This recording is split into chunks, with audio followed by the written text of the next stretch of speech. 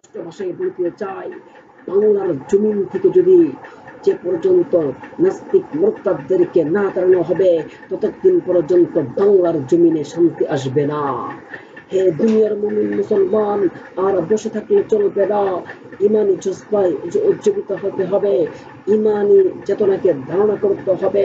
বাতিলের বিরুদ্ধে মাথা নত করা যাবে না, বরঞ্চ হক দেখে, হককে স্বীকার করে, যেভাবে রাসূলুল্লাহ সাল্লাল্লাহু আলাইহি ওয়াসাল্লাম আমাদেরকে চলার জন্য আদেশ করেছেন, সেইভাবে চলতে হবে।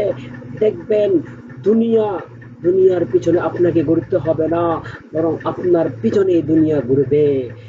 আরেকটু কথা বলতে চাই, দুনিয়াকে কখনো আপনার পায়ের উপরে উঠাবেন না। পায়ের উপরে উঠালেই দেখবেন চিন্তা পেরেশানে জর্জরিত হয়ে যাবেন।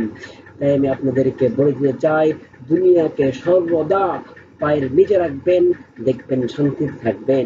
দুনিয়া নিয়ে চিন্তা করলে চলবে না। একজন মুসলমান দুনিয়া নিয়ে চিন্তা করলে চলবে না।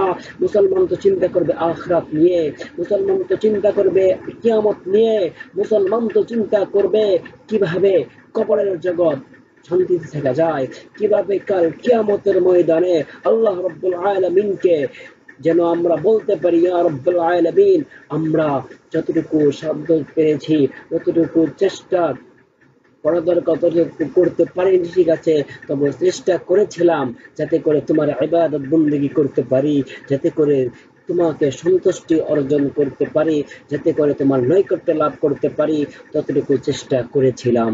মাহবুব, তুমি আমাদেরকে মাফ করে দাও। এই কথা যেন বলতে পারি, সেজন্য আমি আপনাদেরকে বলে দিতে চাই, চেষ্টা করবেন। আল্লাহ রাব্বুল আলামিন আমাদেরকে ইহকালীন মুক্তি এবং পরকালীন মুক্তি দান করেন। সকল আমিন। আসসালামু আলাইকুম ওয়া রাহমাতুল্লাহি ওয়া বারাকাতুহু।